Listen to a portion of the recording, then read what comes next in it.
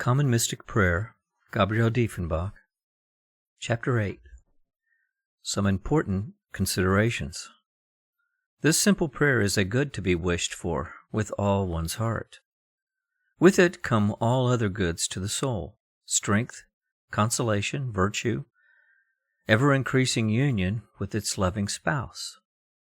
Such prayer, indeed, belongs in the line of development of the prayer life and has ever been considered in Catholic tradition as the likely and normal outcome of a spiritual life earnestly lived. Some who come to this prayer may be very imperfect. They frustrate grace because of voluntary strayings, attachments, sense indulgence, worldliness. They feel miserable because they cannot meditate and find no relish in prayer books or exercises of devotion that previously brought consolation. Yet because of these willful imperfections, they get nothing out of that simple prayer to which God is now drawing them. They may not be aware of what the obstacles are, or even of their own unwillingness to get rid of them. They may conclude that their apparent distaste for prayer comes from causes outside of themselves, but the causes are within, in their unruly senses, interior and exterior. They yield to daydreaming, vainglorious thoughts, vindictive thoughts, imaginings of pleasures of sense, and so on. Thus they hinder God's operation and lose the grace and profit of simple prayer.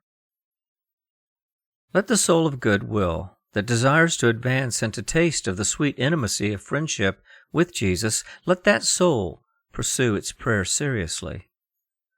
Then, if it finds difficulties and obstacles, these may be only apparent and not real. For the soul must pray. It is a necessity of human nature, and should therefore be easy. The difficulty comes in our not understanding the true nature of prayer or some of its changing phases. When one knows this and learns to correspond to the workings of grace, one perseveres with little trouble and soon comes to relish prayer as that which is as natural almost as breathing. And if grace brings one to a more effective and unitive form, a contemplative form, a prayer of the heart, there's no reason to shy away at the idea of contemplation, or at the word mysticism, as at some unscalable peak in the Christian and spiritual life. Abbot John Chapman, who had an exceptionally enlightened and learned mind in all matters of prayer, he's written that most people who use contemplative prayer are unconscious of anything extraordinary, except 1, the curious inability to meditate, 2, the ease of remaining with God, and 3, and sometimes an experience that God is there. But there's nothing that surprises or troubles the soul. It all seems quite commonplace and ordinary. The abbot then goes on to distinguish mystical states, which are uncommon, and, quote, the other which is very common, unquote. Regarding this latter, he continues, but the ordinary contemplative prayer seems to get less ordinary as it develops. It gradually makes all our acts cease, makes the soul in prayer receptive and passive, and absorbs the whole life outside prayer. But even then nothing happens. There's nothing to take hold of and say, this is a mystical experience, this is a revelation of divine things. It is also calm in progress, and there is no landmark. This ordinary contemplation is radically open to all, though indeed not all attain it. Most, apparently, never advance beyond some discursive form of prayer, except perhaps occasionally and for brief moments. The possibility is there, but varying conditions of temperament, disposition, circumstance may affect the acquisition and practice of this prayer. It cannot be denied that those who go on definitely for a permanent change encounter a very trying ordeal. As they lose the use of their faculties from a cause unknown to them, the change is naturally painful. They are wholly unaccustomed to this senseless contact with God, which confuses and troubles them. What they now need is sympathetic understanding, instruction, and encouragement. As Pierre Paulin observes, in the work we have already quoted, he says, if we have not been instructed as to the existence of this kind of prayer, we have doubts as to the goodness of such a way. We say to ourselves, this state is too vague to deserve the name of prayer. I must therefore try to find another. Nothing hinders our seeking, but it will generally be in vain. We cannot get out of our desert. A difficulty here is in inducing a person whom God is leading in this way to give up his elementary notions of prayer.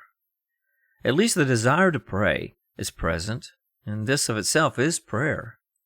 Moreover, although the person may feel he does no more at times of prayer than he does the rest of the day, that too is all past in the wish to be united to God.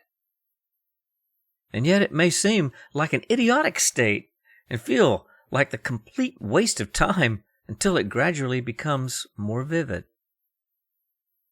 Conduct to be observed by the soul is that it make no effort of its own, but yield to the attraction of grace, disposing itself more and more for this rest and tranquility. It should not force itself to meditate or to make deliberate acts, such as the sayings of prayers or the arousing of emotions of love. If it does, it will succeed only in losing its peace and hindering the spiritual prayer God is now perfecting in it. If acts of love or humility or thanksgiving or any others tend to come of themselves, let them come. These are not essential, for they are not the soul's prayer, but rather accompaniments to it. A real prayer is an interior one, going on in the depth of the soul, in a steady desire of the heart to be lovingly attentive to God. Nor should the soul here occupy itself in trying to feel or understand the interior operation, because this cannot be apprehended. The soul should simply remain in peace and repose in the presence of God. The more it accustoms itself to this quiet and rest, free from all deliberate considerations, the more lovingly conscious it will become of God, and the sooner it will grow in that knowledge and become established in the habit of contemplation. Very likely it is the experience of many a confessor, director, and pastor to find souls enjoying this spiritual prayer. Both young and old are known to visit churches or chapels and pass long periods before the tabernacle. They seem not to get enough of God. Without book or recitation of words, without even telling themselves distinctly that they hunger for Him as the being who alone satisfies the longings of their heart, they are drawn to a holy peace and rest before Him. Perhaps they have never been able to make a formal meditation as prayer, but have had a predisposition to love from the very first. Others have prayed and meditated much, and now at last rejoice spiritually in the fruit gained by fidelity and perseverance. God is bringing them to another kind of prayer, the basis of which is a desire and longing for Him. They have distilled the sweetness from the flowers of meditation and other spiritual exercises, and now enjoy the honey of their substance, which is divine love, in a simple view of the understanding and a simple movement of the will. It happens much in the way of human love. When persons first meet, they're concerned to find things to say. Conversation must be kept up to avoid feelings of constraint. With more frequent meetings, the converse becomes more easy and simple.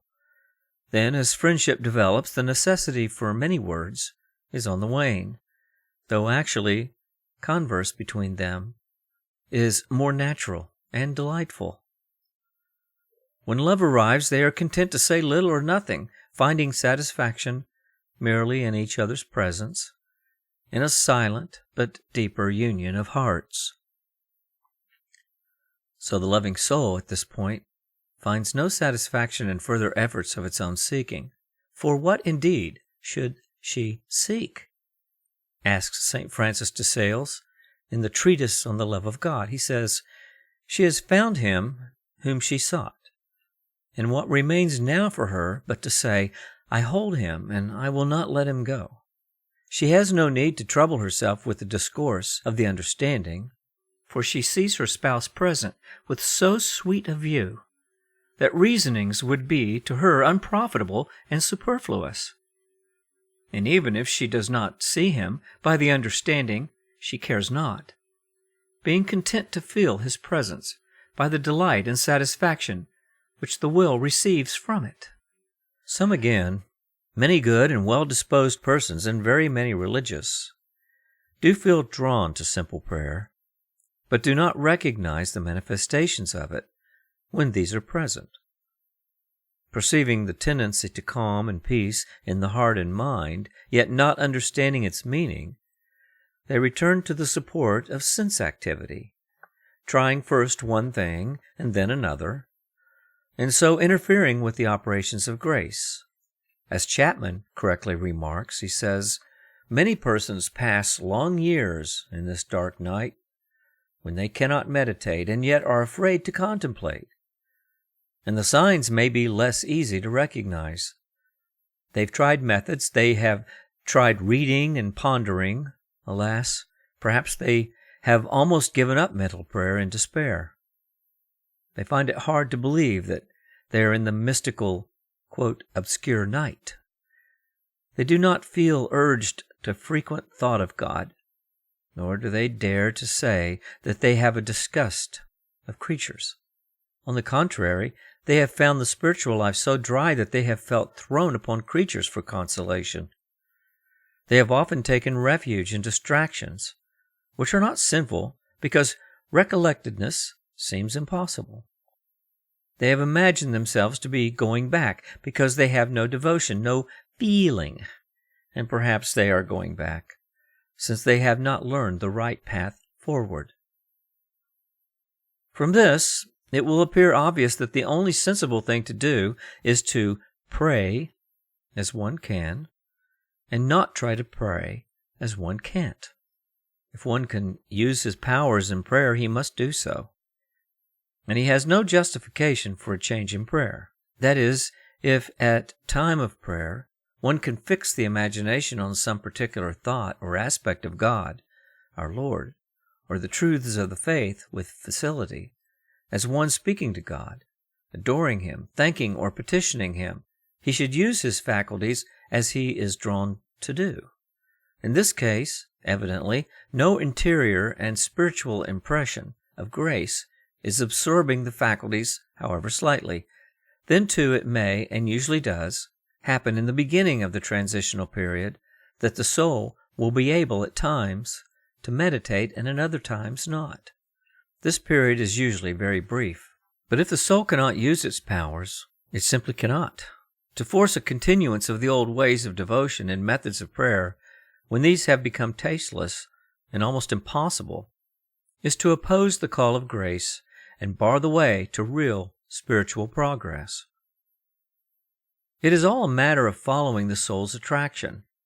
If the soul experiences a facility in being at rest before God, with a desire to be united to Him, it should remain so, not making any particular acts or efforts of its own, except as it may be inclined on occasions to do so by the movements of grace. And even if it feels nothing but aridity and vague distress, still it is making an act of love toward God, for the soul desires to be in His presence, adoring Him with its entire being, to be melting in love, if it were possible, even to tears. Its great anxiety is to be pleasing to God, and not to offend Him in the least thing, all of which is evident of a very high and solid love, even though the soul may feel as though it were without all love whatsoever.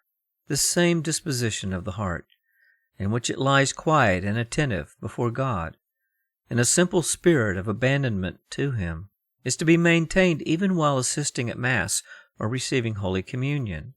The soul should take encouragement from the satisfaction and peace it derives when it acts thus. It is true it may not be conscious of any distinct enjoyment from this repose of the senses and loving attention of the heart.